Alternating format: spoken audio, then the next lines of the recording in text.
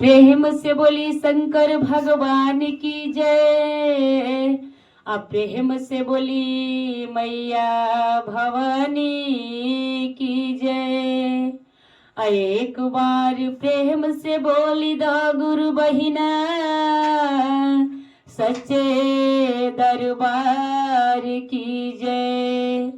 एक बार प्रेमवा से बोली दी गुरु बहिना नीलम दीदी हरिंदर भैया के प्यार की जय। हर हर महादेव, हर हर महादेव। आई सबसे पहले देव के देव महादेव के चरणों में प्रणाम करतनी, आदि शक्ति जगदम्बा के चरणों में प्रणाम करतनी, धरती पर बैठल धरती माता के चरणों में प्रणाम करतनी। यूट्यूब के माध्यम से जितना भी गुरु भैया गुरु बहना हमारा वीडियो के देखतनी सबके पैर छू के प्रणाम करतनी। आप सबसे यह आग्रह बा कि ऐसे ही हमारे रंभा शिव चर्चा गीत चैनल पर बने रही। आप सबके प्यार के जरूरत बा। ए छोटी बेटी के अपन प्यार दुलार बरिसावत रही। ए दीदी ए भैया आई हर कथा के जैसन हर गीत के जैसन आप सबके बीच में आज बहुत सुंदर कथा लेके आइल बानी। एक कथा के भी भरपूर सुनब और हमके दुलार प्यार देव और कथा के भी देव उससे कई गुना ज्यादा हमके भी दुलार प्यार देव। आप सबसे ही उम्मीद रहेला। तो आई हम चलतनी कथा के ओर। ये कथा एगो बकुला और एगो भगवान शिव शंकर के बा, एगो चरवाह के बा। बड़ा प्यार से बड़ा प्रेम से एक कथा के रौरा सब सुनब जा, अब भरपूर सुनब जा। कमेंट में बताई जा कि आप सबके कथा कैसन लागल है।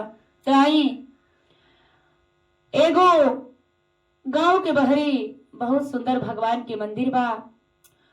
ओ मंदिर में अनेकों प्राणी पूजा पाठ करता, अनेकों लोग पूजा पाठ करे जाता।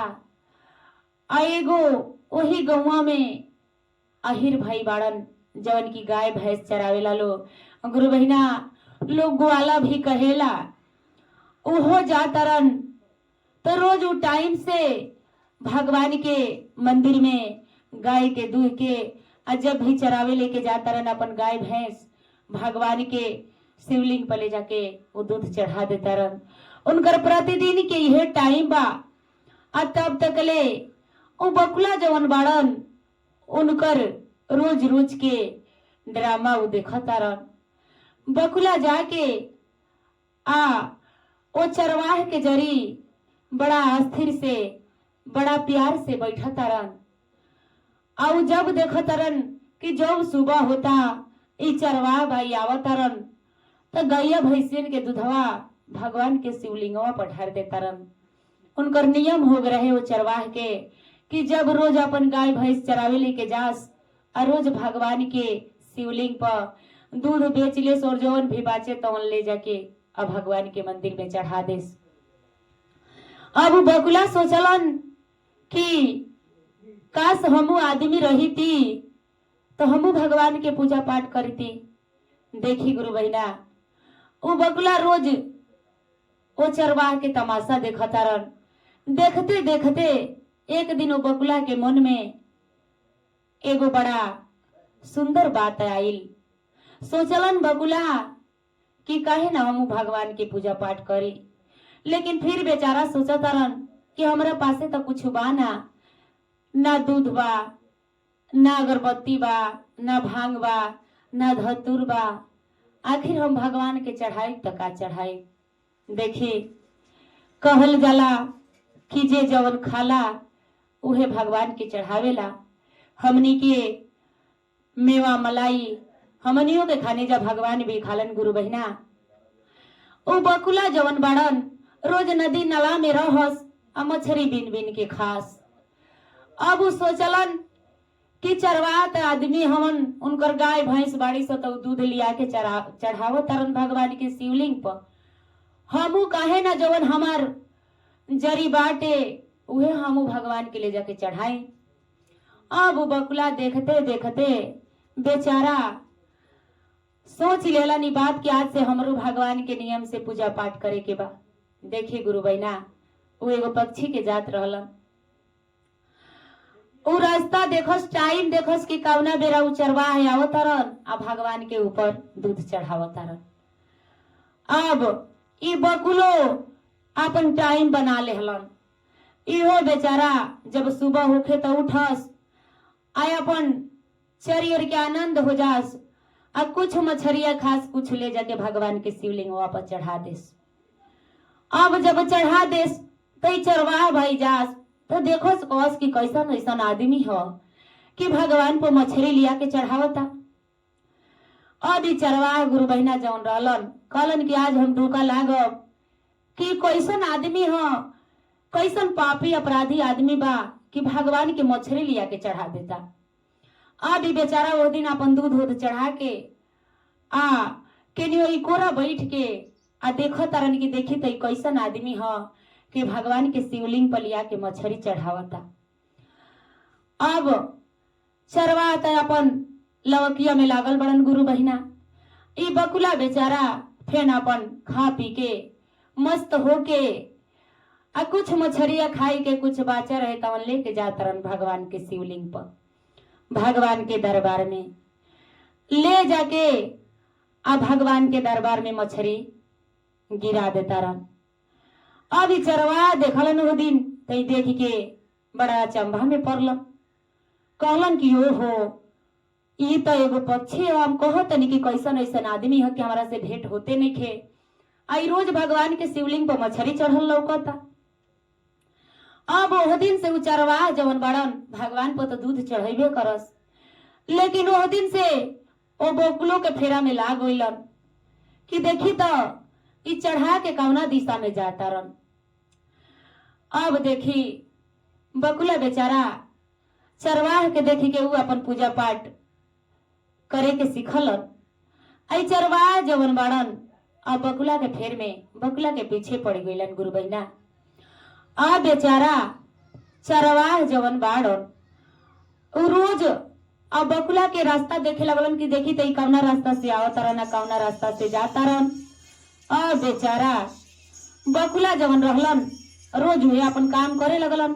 ए नियम बना लेहलन कि हमरो भगवान के मंदिर में भगवान के शिवलिंग पर ले जाके रोज मछली चढ़ावे के बा। अब यही देखते देखते 10 दिन बीती गई, 12 दिन बीती गई, 15 दिन बीती गई। यही करते करते चरवाह एक दिन उनका पीछे पीछे चल देता रह, अपन गाय भैंस छोड़ के जंगल में उनका पीछे पीछे जाता रहने की देखी तो बकुला जात कहाँ बड़। देखते देखते कुछ दूर बकुला चली गईलन, उनका पीछे पीछे चरवाह भी बढ़ गईलन। कुछ दूर आगे गुरु बहिना देखा तरन की तो बड़ा सुंदर खोता बा, बहुत बढ़िया बा, जौन में बकुला के घर दुआर बा। देखी हमनी के आदमी है जाता हमनी के बड़ घर दुआर बा, पक्षी छोट बा तो ओकर छोट घर दुआर बा। कहलन चरवाह कि आज इनका के मछली ना चढ़ावे दे। देखी ताजी कैसे मछली चढ़ावेला, भगवान सब लीला देखत नहीं गुरु बहिना। अब चरवाह जवन बड़न फेर में पड़लन, कहलन कि आज से इनका के हम भगवान पर मछली ना चढ़ावे दे, हम दूध लिया के चढ़ावो तनी। आई तो मैं भगवान के भ्रष्ट नष्ट करके धो देता रन। अब वो दिन बकुला जब अपन चलल बड़न मछली के लेके, तब तक ले चरवाह उनका उतरे उतरे में बकुला के मार देहलन। जब मरलन तो उनकर पखिया एगो टूटी गई गुरु बहिना। जब पखिया टूट गई तो बेचारा हाय राम बकुला जवन बाड़न करते भगवान के दुआरी पर गिर गईलन, मंदिर के दुआरी पर। जब गिर गईलन तो चरवाह जरी जाय के देखलन, कह तरन की ओ हम तो बड़ा गलती काम कईनी, हम बकुला के मार देहनी। रोज मछली लिया के चढ़ावत रहलन, तो हम सोचनी कि आज से इनका के मछली ना चढ़ावे दे। अब तो इनकर पांख टूट गई तो उड़ियो न पई है। अब वो बकुला बेचारा जवन बा ये गुरु बहिना वही भगवान के द्वारी पर पड़ल बा, भगवान के द्वारी पर पड़ल बा। चरवाह जवन बड़न अपन गाय भैंस लेके आके घरे चल गईलन, लेकिन रात भर सोचा तरन कि हम काहे के बकुलवा के मरनी है। देखी गुरु बहिना अगर जे हमनी के बेटा बेटी बा इतना बड़ा मार दे जाता, बाद में पछताओ होला कि हम काहे के मरनी है। ओ सही वो चरवाह बेचारा सोचा तारन कि हम बकुला के काहे के मरनी है। भगवान सब लीला देखा तारन। देखते देखते हमनी के गुरुजी एगो पंडित ब्राह्मण के भेष बना के और सबसे पहले वो चरवाह के द्वार पर जाता रन। चरवाह के द्वार पर गोइलन तो चरवाह अपन गाय भैंस खोल देले बड़न, एक हाथ में दूध टंगले बड़न भगवान पर चढ़ावे खातिर। अब उनका रास्ता भगवान रोक लेहलन, कहलन के चरवाह सुना। कहलन की का पंडित जी बोली। अत कहाँ जाता रह। कहलन की देखी हमार गाय भैंस बाड़ी सरोज चरावे के पड़ेला, हम चरावे लेके जाता नहीं। कहलन की हो हथवा में का टंगले बड़ा। कहलन की देखी दूधवा बेची आवे जवन भी बाचेला ले जाके भगवान के मंदिरवा में चढ़ा दे। अब पंडित जी कहलन की ये तब तू ठीक करेला, लेकिन एगो बात तारा से कही। कहलन चरवाह की कही। अत भगवान के मंदिरवा में जवना में तू दूधवा चढ़ावेला वही में एगो बकुला गिरल बा, केहू मरिए बा तो ओकर एगो पंखवा टूटी गइल बा, उड़ियो ना पाई। अरे ओकरा के कम से कम तनी दवाई मरहम लगा देता, एगो पक्षी है। अब तो सोचे लगलन, कहलन कि हम ही बकुलवा के मरले बानी।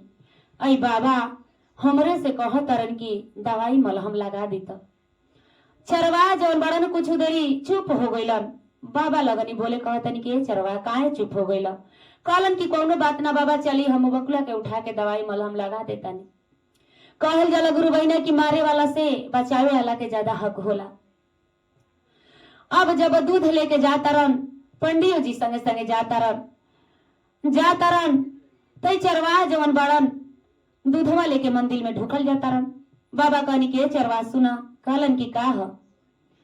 अत देखा अभी दूध तू चढ़ाई, हम दूध बाहरिए रख, पहले बकुला के तू उठाव, आ एकरा कितना दर्द होत होई ई तो इहे जानत होई, पहले एकरा के दवाई मलहम तू लगाव। चरवाह जौन बाड़न बेचारा कहलन की बाबा रौरा से एगो बात कही। कहलन पंडित जी की कह। पंडित जी हमनी के देव आदि देव महादेव जी रहलन गुरु बहिना, जेकर हमनी के शिष्य बनल बानी जा। कहलन बाबा की कौन बात बा कह। तब कहलन की बाबा देखी ना, हम ही बकुलवा के मरवी तो पंखवा टूट गए। भगवान तो सब जानत रहनी, भगवान हमनी के अंतर्यामी है कि देखी ना हम रोज दूध चढ़ावत रहनी है, आई रोज मछली लिया के अरौरा ये भगवान के मंदिर में चढ़ावत रहन। तो हम सोचनी कि सब केहू भगवान के मंदिर में भांग धतूर मेवा मलाई लिया के चढ़ावेला, आई लिया के मछली चढ़ावत रहन। तो हम सोचनी कि इनका के मार दे तो मछली ना लिया के चढ़ाइयन, लेकिन मरनी तो इनकर पंखवे टूटी गई। भगवान कहनी कि देखो हम जानता नहीं कि तू मरले बड़ा तो एकरा के बढ़िया से बड़ा प्यार से माफी मांगो, क्षमा मांगो, आ दवाई मरहम लगाओ कि एकर दर्द कम होखो। कहल जाला कि कभी प्यासे को पानी पिलाया नहीं, फिर अमृत पिलाने से क्या फायदा। अब देखी उनकर दूध जहे के तहे तवाइल बा। सोचा तरन कि आखिर हम कैसे अब निमन करी, एगो पंख भी टूट गइल बकुला के, हम पंख कैसे जोड़ी। दवाइयों मलहम लगाई तो तन की देर खातिर आराम हुई, लेकिन पंख तो ना आई। अब वो बेचारा चरवाह जवन बड़न अब वही जमुन मार के बैठ गलन भगवान के मंदिर में। जे भी पूजा करे आवे देखे कि तो एगो बकुला लेके बैठल बड़ा। आदमी कहे कि अरे पशु पक्षी के लेके कहे के मंदिर में बैठल बड़ा, पक्षी ना मारल जाला। ओ बेचारा कुछ ना बोलस चरवाह। पंडित जी मैं तमाशा देखा तारन। बाबा कहलन कि चरवाह एगो बात कहे। कहलन की का तो तू केतनो दूध चढ़ावत रहा, लेकिन बकुलवा मछरिया चढ़ा देत रहा तो बड़ा मंदिरवा शोभा देत रहा। चरवाह बड़ा फेर में पड़ल। कहलन की हाँ तू दूध तो चढ़ावत रहा, बहुत बढ़िया करते रहा, लेकिन बकुलवा मछरिया जैसे नहीं चढ़ावत तैसे मंदिरवा बढ़िया नहीं लागत। कहलन की बाबा अगर जे क्षमा करे जुग हम होखी तो हमके क्षमा कर दी, आ नहीं तो सजा देवे जुगबानी हमके सजा दी। कहलन की सजा ना दे। अब तू ये बकुला के अपना घरे लेके जा। मरले बाड़ा तू ही, बचेबा तू ही, तू अपना घरे लेके जा। लेकिन एगो काम हमार तारा जरूर करे के पड़ी। कालन चरवा की काह आता तू दूधो चढ़ैया या रोज मछरियो लिया के हमारा मंदिर में चढ़ैया जगह बकुला चढ़ावत रही। अब तो बड़ा सोच में पड़ल, लेकिन फिर भी कहत रन कि ठीक बा बाबा कोनो बात नहीं खेरो, जब रौरा कहत नहीं तो हमरा करे के पड़ी। अब बेचारा अपना घरे बकुला के लेके गोइलन, दवाई मरहम लगावे लगलन और रोज उनका टाइम से दूधो चढ़ावे के रहे, मछरियो ले जाके मंदिरवा में चढ़ावे के रहे। गुरु बहिना देखी वही न करते करते कुछ दिन बीत गई। फिर भगवान आईनी तो कहनी कि का चला का हाल चाल बा। चरवा कहलन कि ठीक बा बाबा, रौरा तो ऐसा हमरा के काम धरा देनी कि लोग हमरा के 10 गो गाड़ियों देता कि मछरी के मंदिर में चढ़ा देता। अब कहलन कि जाओ बकुलवा के लेके तू आओ। अब चरवा अलन तो बकुला के लेके गोइलन तो बकुला भगवान के देखा तारन। एक तरफ चरवा बड़न, एक तरफ भगवान खड़ा भइल बड़न। गुरु बहिना अब वो बकुला जवान बड़न झरझर रोआ तारन, कह तारन कि प्रभु हम तो एगो पक्षी हैं, हमरा सकाम ना भई कि हम रौरा पर भांग धतुर चढ़ाई, रौरा पर दूध मलाई चढ़ाई, तो हमारी यह खुराक रहे, हम यह रौरा पर लिया के चढ़ावे लगनी। हम का करती, हमरो श्रद्धा लाग रहे कि रौरा के पूजा पाठ करती, रौरा के पूजा पाठ कैनी, यही के हमकी सजा मिलल। कहलन भगवान की ना बेटा। अब वो देखी गुरु बहना और चरवाह के साथे साथे वो बकुला के भी भगवान बड़ा सुंदर वरदान देके 12 बरिस के लड़िका बना देहलन।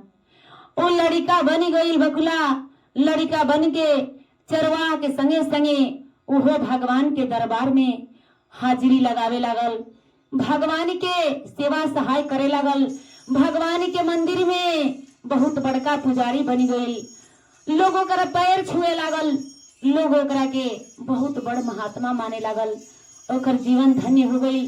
संगे संगे चरवाहों की जिंदगी बदल गई। तो आई भक्ति भजन ऐसा चीज है, भगवान के सने ऐसा चीज है कि हमनी के जो ना चीज के कभी सोचले ना ओकर जो सपना में वो भगवान हमनी के दे सकेले।